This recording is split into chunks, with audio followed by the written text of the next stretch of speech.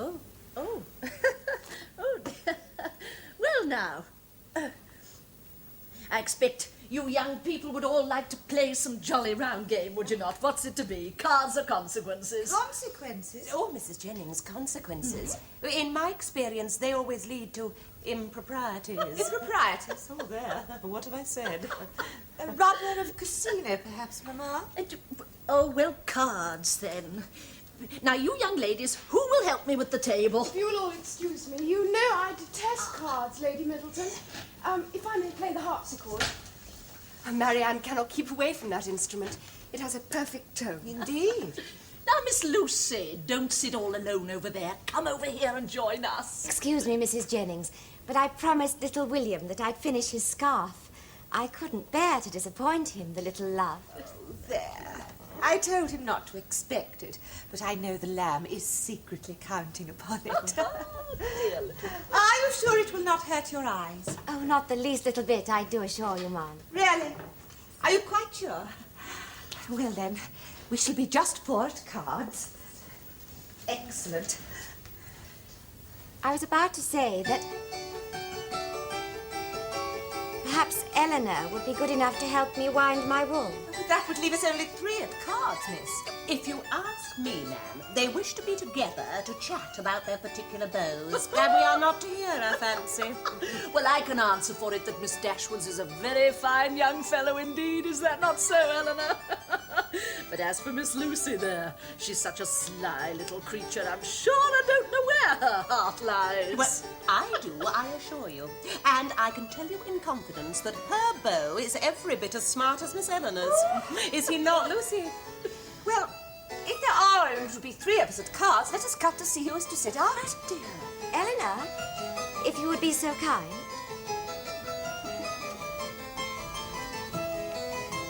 Oh, that sister of mine. Just let her wait until we're in our bedroom tonight.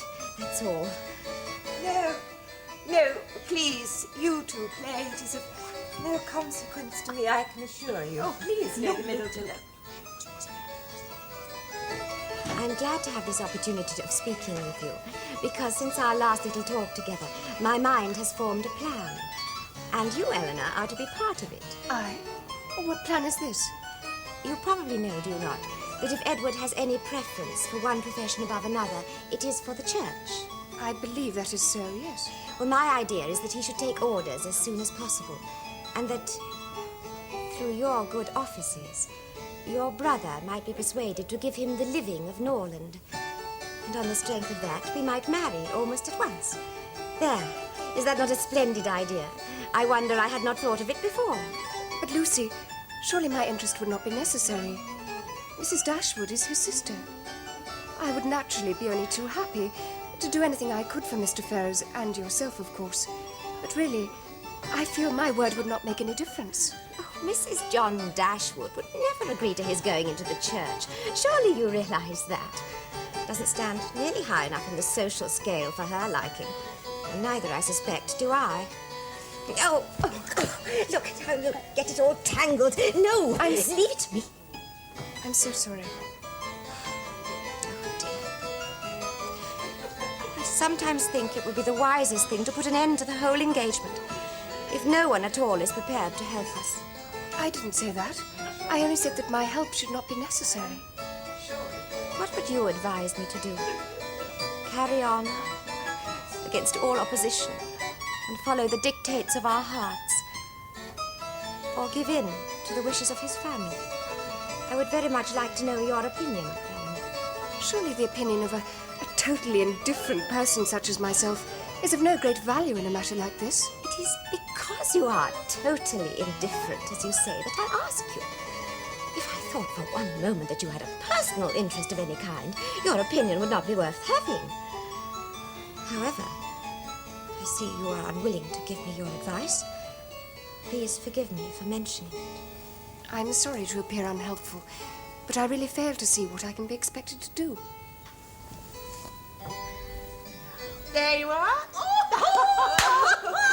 Really, Miss Steele, you're the luckiest creature alive. Elinor, my dear. I'm afraid we must go home now. Must you go so soon, dear? Yes, really, Mrs. Oh, Jennings. my dear. Look, my dear.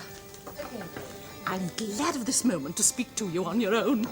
I should love above all things to have you and your sister to come and stay with me for a while when I go back to London. Let me have a word with your mother about it. How exceedingly kind of you, Mrs. Jennings. But Now, really... don't fancy you'll be any inconvenience to me, for I shan't put myself at all out of my way for you. And if, when we get to town, you do not like to go wherever I do, well and good. Here's Miss Marianne. Let's see what she has to say about it. I was just telling your sister here how much I should enjoy the company of you two young ladies when I return home next week. Now, Sir go John... with you to London, Ma'am? That's right! Now, Sir John and my daughter Mary are returning quite soon, as you probably know, and the Mrs. Steele, and Charlotte and Mr. Palmer will be there already, so we shall be the same jolly party as we've been at Barton. But Mrs. Jennings... Now, I know what you're going to say, Elinor, dear.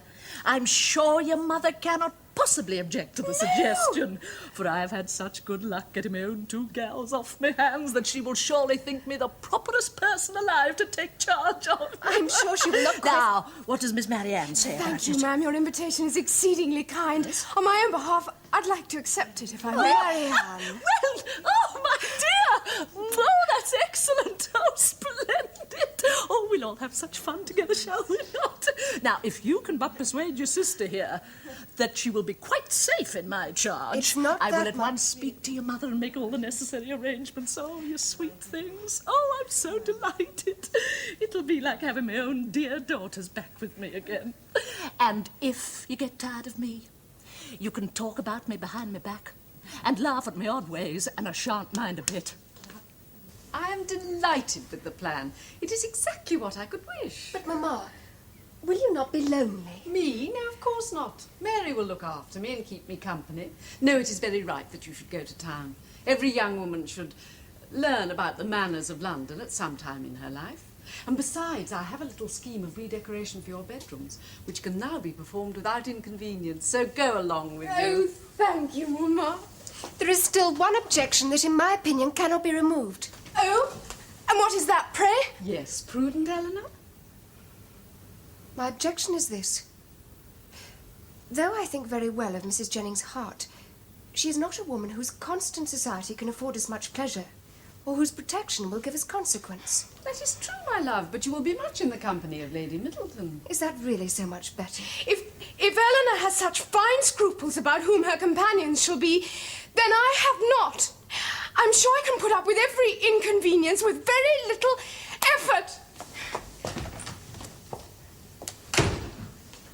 Mamma, you know why she's suddenly in favour of this trip. You mean it is in the hope of seeing Willoughby again? Yes, Mamma. He has not once written to her since the day he left, not once. Poor, poor Marianne. She has such a warm, impetuous heart. Yes, and I'm afraid she will suffer for it. Because he will only think that she's followed him to London to force her affections upon him, which will indeed be quite true. Then you must look after her and try to prevent her behaving foolishly. You always had the wisest head in the family.